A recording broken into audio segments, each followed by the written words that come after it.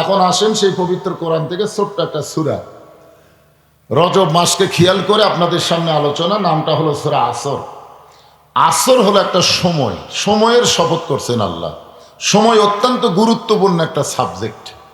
আমাদের কাছ থেকে আমাদের হায়াতের অনেক সময় চলে গেছে, জোরে কোন ঠিক কিনা? এই জন্য আফসোস করে আব্দুল আলিম একটা গান গাইছিল, মিশে মায়াই বন্দি থাইকা করলাম কত খেলা,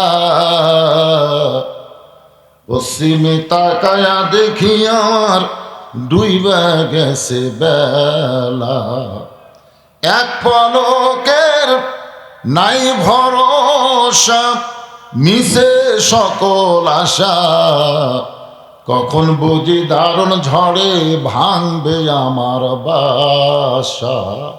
এক পলক মানে এদিকে তাকায়, এদিকে তাকানোর সময় নাই, তার আগেই আমাদের সময় শেষ হতে পারে। ধরে কোন কথা ঠিক কিনা? সময় অত্যন্ত গুরুত্বপূর্ণ একটা বিষয়। আজকে আমাদের বাংলাদেশে সবাই সময়ের দিকে খেয়াল করে না, কিন্তু যখন বয়স হয়ে যায়, সারা জীবন ঘুষের চাকরি করছে, রিটায়ার করার পরে সময়ের গুরুত্ব দিয়ে বলতেছে, আল্লাহ আমি আর জীবনে ঘুষ খাবো না, আল্লাহ আল্লাহ যা করছি আল্লাহ আর করবো না। আপনার বলেন তোর চাকরি আছে? ওই সময়ের গুরুত্ব কখন দিছে? যখন চাকরি শেষ হয়ে গেছে। আমাদের বাংলাদেশে অনেক মুসলমান যৌবন বয়সে নামাজ পড়ে না, বুড়া বয়সে সময়ের গুরুত্ব দিয়ে মসজিদে যায়, কিন্তু তখন আর ঠিক মতো রুকু সেজদা করবার পারে না।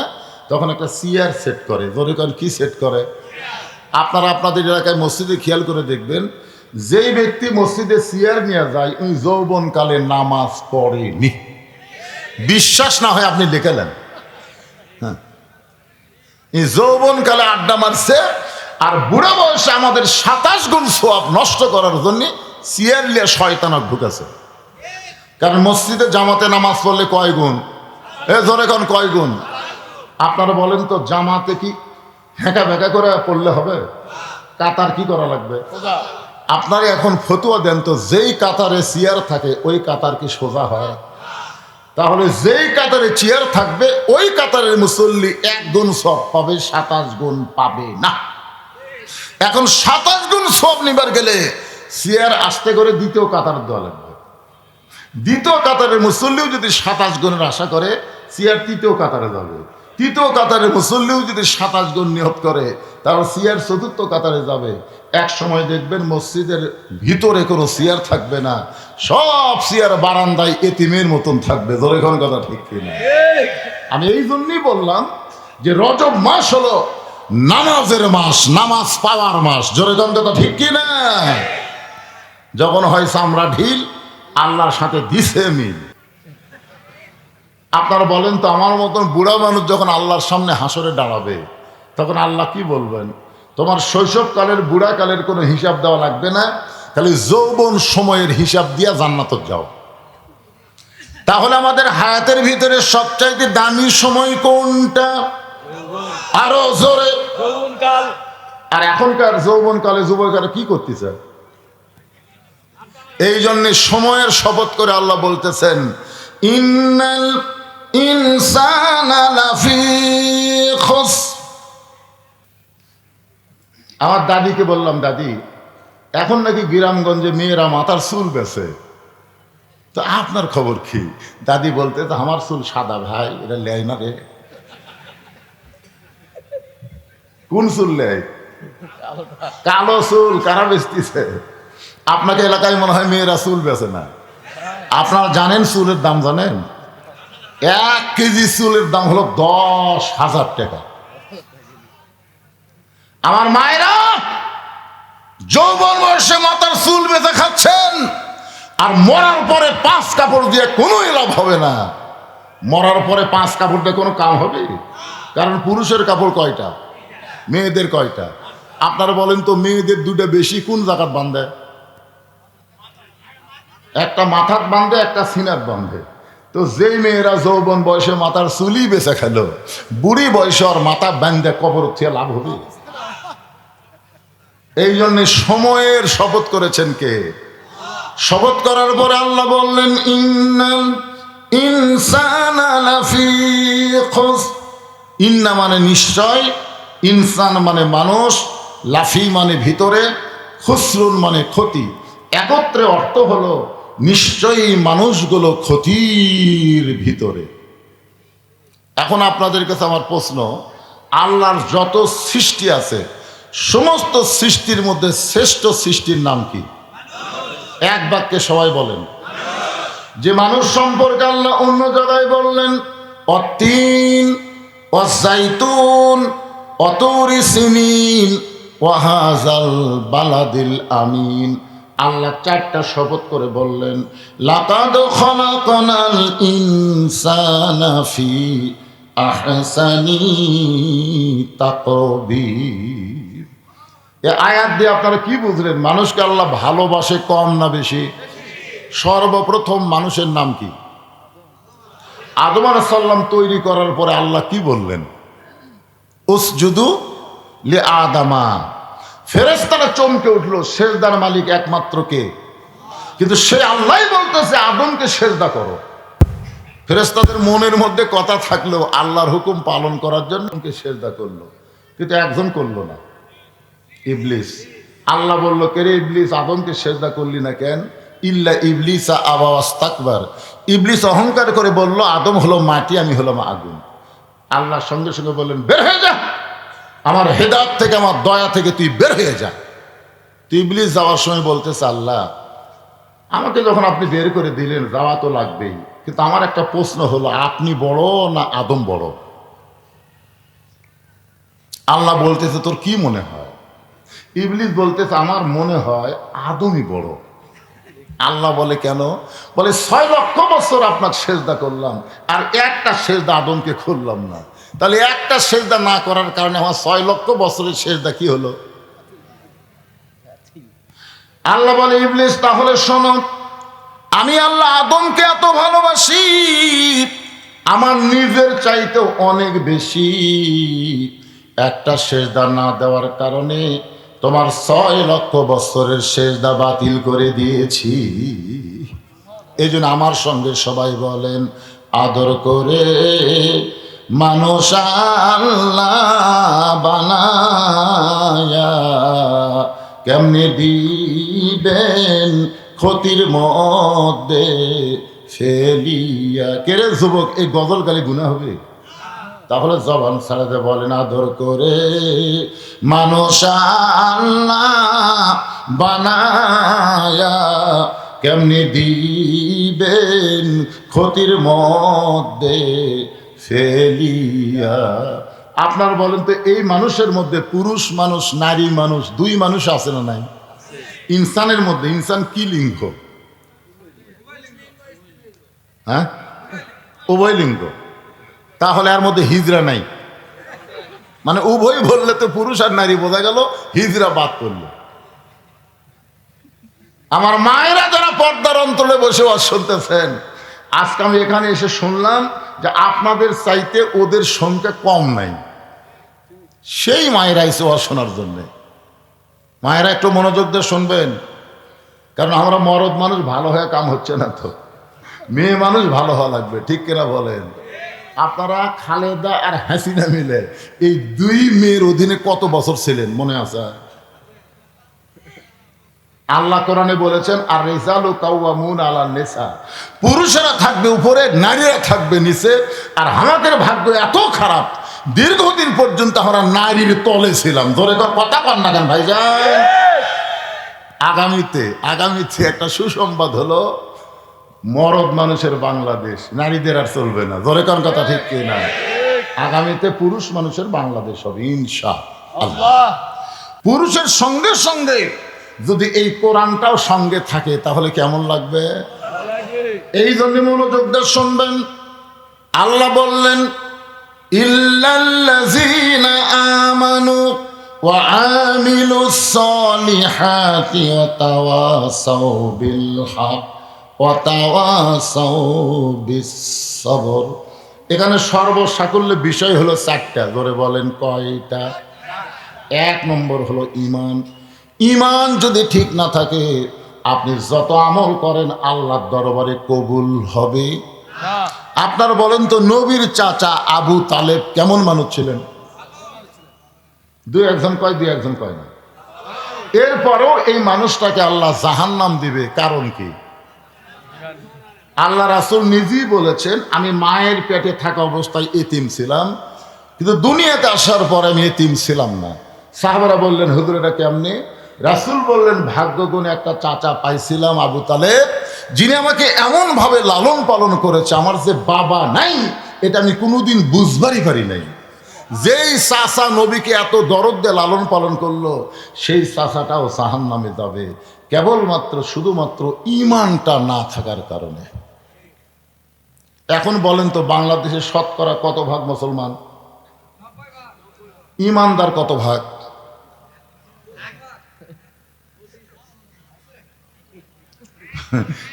এটাই কিন্তু মূল। মুসলমানকে আল্লাহ বলতেছেন, ইয়া আইয়ুহাল্লাযীনা আমানু আত্তাকুল্লাহ হাক্কা তুকাতিহি ওয়ালা তামুতুন্না ইল্লা ওয়া আনতুম মুসলিমুন। খালি মুসলমান দাবি করলে হবে না, মুসলমান হয়ে মরা লাগবে, আর মুসলমান হয়ে মরবার গেলে ঈমান থাকা লাগবে। জোরে কোন কথা ঠিক কিনা? এখন বলেন তো, ঈমানের গুরুত্ব কম না বেশি? নামাজ পড়ে ঈমান নাই। নামাজ পড়ে কি নাই?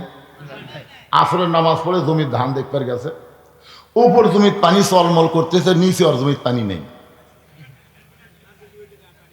ওই তখন চারিদিকে তাকাছে, এভাবে চারিদিকে তাকে দেখে কেউ নাই, আস্তে করে বসে বিসমিল্লাহ কয়ে আল কাটছে। ওই মনে করছে বিসমিল্লাহ করলেই মনে হয় জায়েজ হয়ে যাবে। আমাদের বাংলাদেশে কতগুলো নেতা আছে দেখবেন, বিসমিল্লাহির রহমানির রহিম কইরা মানুষের তৈরি সমাজ, মানুষের তৈরি আইন, মানুষের তৈরি রাষ্ট্রের কথা বলে। বিসমিল্লাহ বলে মদ খাওয়া যে কথা, বিসমিল্লাহ বলে মানুষের রাষ্ট্রের কথা বলা একই কথা। জোরে কথা কন না কেন ভাই? ওই বিসমিল্লাহ কয়ে জমির আল কাটছে, আল কাটা ওই পানি দিয়ে হাত ধোছে, ধুয়ে আবার দাঁড়ায় চারিদিকে তাকায় বলতেছে আলহামদুলিল্লাহ কেউ দেখেনি। কি কইছে? আলহামদুলিল্লাহ কেউ দেখেনি। আপনারা বলেন তো, ওই লোকটার নামাজ আছে কিন্তু কি নাই? ঈমান যদি থাকতো তাহলে কি বুঝতো? কেউ না দেখলেও ও কি চারিদিকে দেখতো না উপর দিকে দেখতো? ঈমানদারেরা কোন দিকে দেখে? ওরে বাবা, ওপর দিকে তাকান। তোমার দুই কান্দে দুই মোহরি, লেখিতেছেন ডায়েরি, দলিল দেখে রায় দিবে, টাকা পয়সার নাই কারবার। এ ছেলেরা, রাত্রেবেলা দরজা জানলা বন্ধ করে কম্বলের মধ্যে মোবাইল চালু করো, হ্যাঁ? মনে করে এখন কেউ চেতন নাই, কেউ দেখছি না, আমি এখন ইচ্ছা মতো দেখতেছি। তখন দুই ফেরেশতা কয়, আল্লাহ এই শয়তানের কান্দ থাকবো না আল্লাহ। আমরা কান্দে থাকার বড় যে অশ্লীল ভিডিও দেখতেছে ই কি? আল্লাহ বলে থাক, দেখা যাক, সময় আছে তো, হতে পারে তো। গোটা বাংলাদেশ ঘুরতেছি আপনাকে দোয়ায়, দেখতেছি তো কিছু। আগের দিন বাঘে খাসে ভাই, আগের দিন আর নাই রে। আপনারা মনে করতেছেন আগেও যায়, এখন হতে। হ্যাঁ ইনশাল্লাহ কিছু কিছু একটা হবে ইনশাল্লাহ। যুবকেরা এখন থেকে সাইজ হোক। দুই কান্দের দুই ফেরেশতা কি করতেছে? ঘুম পাড়তেছে। ওই যখন অশ্লীল ভিডিও দেখতেছে ফেরেশতা ঘুমায়। ইমানদার বিশ্বাস করে কেউ না দেখলো আল্লাহ দেখতেছে, কেউ না দেখলো দুই ফেরেশতা দেখতেছে, ওর দ্বারা কোনো অন্যায় কাজ করা যাবে। ইমানদার কোনোদিন বলতে পারবে না আমার দয়াল বাবার দরবারেতে কেউ ফিরে না খালি হাতে। জিজ্ঞাসা করা হচ্ছে, ভাই গাড়ি নিয়ে কোথায় যাচ্ছ? ভাই বাবার দরবারে। কি জন্য যাচ্ছে? আল্লাহ পাওয়ার জন্য। তা আল্লাহ পাওয়ার জন্য জিকির কি করতেছিস? জিকিরটা এইভাবে করা লাগবে, আমার দয়ার আল্লাহর দরবারেতে কেউ ফিরে না খালি হাতে। আল্লাহ আল্লাহ এক নম্বর ঈমান। সাহাবা বললেন, রাসূলুল্লাহ ঈমান সম্পর্কে আমরা জানতে চাই। আল্লাহ নবী বললেন, তাহলে শোনো, ইকরার বিল লিসান, তাসদিকু বিল জিনান, আমল বিল আরকান, এরই নাম হলো ঈমান। জবানে বলতে হবে লা ইলাহা, সবাই বলেন লা ইলাহা। একটু ঝাঁকি দিয়েই কন্তরে ভাই, ঝাঁকির মধ্যে নেকি বেশি রে। লা ইলাহা ইল্লাল্লাহ, লা ইলাহা ইল্লাল্লাহ। এক তরিকার মুরিদ আমাকে কইছে, হুজুর যত জোরে ঝাঁকি দিবেন তত জোরে শয়তান চলে যাবে। আরে শোনেন, আমি তরিকা নিয়ে ফাজলামো করতেছি না। তরিকা মানে রাস্তা, তরিকা চারটে না, তরিকা হলে একটা। আল্লাহর হুকুম, নবীর তরিকা। জোরে কোন কথা ঠিক কিনা? আল্লাহর হুকুম, নবীর তরিকা। আল্লাহ কোরআনে বললেন, কুল, হে রাসূল আপনি বলেন, ইন কুনতুম তুহিব্বুনাল্লাহ ফাত্তাবিউনি ইউহিব্বুকুমুল্লাহ। ওগো নবী আপনি বলেন, কেউ যদি আল্লাহর ইবাদত করতে চায়, আল্লাহকে মহব্বত করতে চায়, তার একটাই মাত্র রাস্তা, ফাত্তাবিউনি, আপনাকে ইত্তেবা করতে হবে। আপনাকে যারা ইত্তেবা করবে, আপনার তরিকা যারা গ্রহণ করবে, ইউহিব্বুকুমুল্লাহ, আমি আল্লাহ তাদেরকে মহব্বত করব। আমার মহব্বতের নমুনা হলো ইয়াগফির লাকুম যুনুবাকুম ওয়াল্লাহু গফুরুর রহিম। এ কারণে আমার সঙ্গে সকলে বলবেন, উপায় নাই রে, বলেন উপায় নাই রে, উপায় নাই রে, উপায় নাই নবী বিনে আল্লাহ পাওয়ার উপায় নাই। না ছেলেরা যদি আমার সাথে হুঁকারি না ধরে, কেরে বা আমি কি জুয়ান? আমি একটা বুড়া মানুষ। এই যে আমার আগে জুয়ান তাকড়াগুলো ওয়াজ করে গেছে, এই বুড়া মানুষক শেষে দিছে, তোমরা একটু হোহা করো বাজান, তোমরা হোহা করলে আমি কিন্তু আর বুড়া থাকবো না, এমন জুয়ান হবো, ওয়াজের গরমে আপনারা খারাপ হবেন, বুঝছেন? এই জন্য একটু হোহা করা লাগবে। সবাই বলেন, উপায় নাই রে, উপায় নাই রে, উপায় নাই নবী বিনে আল্লাহ পাওয়ার উপায় নাই।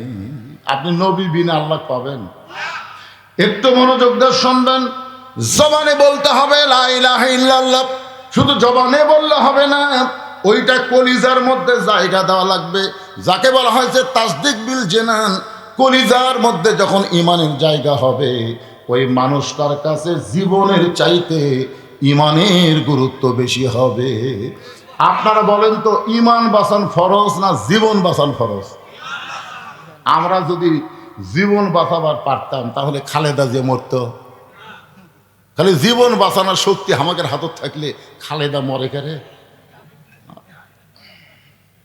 বাংলাদেশের সবচাইতে দামি, এবার কি আর হাসপাতালে রাখছে, বিশ্বের বড় বড় ডাক্তার নিয়ে এসে তাকে বাঁচানোর চেষ্টা করছে, মরার পরও মরিছে এই কথা ঘোষণা করলো না। ধরে কোন কথা ঠিক কিনা? হায় হায় রে, আমাদের হাতত খালি ক্ষমতা থাকলে মরবি। আপনি যতই চেষ্টা করেন, আপনি আপনার জীবন বাঁচাবার পারবেন না। তবে একটু চেষ্টা করলে ইমান বাঁচান যাবে। তাসদিক বিল জানান, কলিজার মধ্যে যখন ইমানের জায়গা হবে, ওই মানুষটার চরিত্র কেমন হবে? আমি একটা দৃষ্টান্ত দেই। লোকটার নাম হলো মীর কাশেম আলী। নাম কি? মীর কাশেম আলীকে উকিল বলতেছে, স্যার আজকে রাত 12টায় আপনার ফাঁসি হবে। মীর কাশেম আলী বলতেছে, উকিল এখন কয়টা বাজে? বলে এখন 9:30 বাজে। আলহামদুলিল্লাহ, এখনো 2.5 ঘন্টা, 2.5 ঘন্টা পর যার ফাঁসি হবে সে শুকরিয়া আদায় করতেছে কার? আলহামদুলিল্লাহ, এখনো 2.5 ঘন্টা। তো খামাকা চেতন থেকে লাভ কি? আমি 2 ঘন্টা ঘুম পাড়ি, যদি চেতন না পাই উকিল আমাকে ডাক দিও। উকিল কই মানুষ করে, যার 2.5 ঘন্টা পর ফাঁসি হবি ওই বলে 2 ঘন্টা ঘুম পাড়বি, চেতন না পালে ডাক দেওয়া লাগবে। আপনার বলেন তো, ফাঁসি চিন্তা ঘুম ধরবে কয়দিন সময় আছে? মাত্র 2.5 ঘন্টা। উকিল মনে মনে চিন্তা করে, ফাঁসির চিন্তায় লোকটা পাগল হয়ে গেছে। মনটা খারাপ করে যখন ফাঁসির কন্ডম সেল থেকে উকিল বের হয়ে যায়, রাত যখন 11:30 বাজে, 2 ঘন্টা হয়ে গেল, এমন সময় উকিল ফাঁসির কন্ডম সেলে ঢুকে দেখে মীর কাশেম আলী না ডাকে ঘুম পাড়তিছে। ঘুমের সাইজ। উকিল কয় সর্বনাশ, আর মাত্র 8 ঘন্টা পর যার ফাঁসি হবি, এ আরে ঘুম পাড়তেছি মানুষ করে। পাওটা লড়াইলি মীর কাশেম আলী চেতন পায়, বলে ভাইজান ফাঁসির সময় কি হয়েছে? বলে না স্যার, এখন 8 ঘন্টা বাকি আছে। কয় আলহামদুলিল্লাহ, এখনো 8 ঘন্টা বাকি আছে। শুকুর গুজার করছে কার? ওযু করে 2 রাকাত নামাজ পড়ে কোরআনের সূরা মুলক আর মুজাম্মিল তেলাওয়াত করে, ফাঁসির কন্ডম সেলের মধ্যে সবচাইতে ভালো পাঞ্জাবি গায়ে দিয়ে শিরোনো দিয়ে মাথার চুল হাসরায় বলে, উকিল দেখো তো আমাকে কেমন লাগতেছে। উকিল কান্দারে বলে, স্যার কিছুক্ষণের মধ্যে আপনার ফাঁসি হবে। আপনি কি শ্বশুর বাড়ি বেড়াবার যাবেন? এমন পাঞ্জাবি গায়ে দিয়ে চুল মাথার শিরোনো দিয়ে হাসরায় কি বোঝাবার চান? মেরি কাশিম আলী বলে, উকিল রে তাসদিক বিল জেনান, আমার ইমান বলতেছে তুমি বলো ফাঁসি হবে, আর ফাঁসির মাধ্যমে 8টা জান্নাতের দরজা আল্লাহ আমার জন্য খুলে দিবে। তুমি বলতেছ আমার ফাঁসি হবে, কিন্তু আমার ঈমান বলতেছে ওয়ালা তাকুলু লিমান ইউকতালু ফি সাবিলিল্লাহি আমওয়াতুন বাল আহইয়াউ ওয়ালাকিন লা তাশউরুন।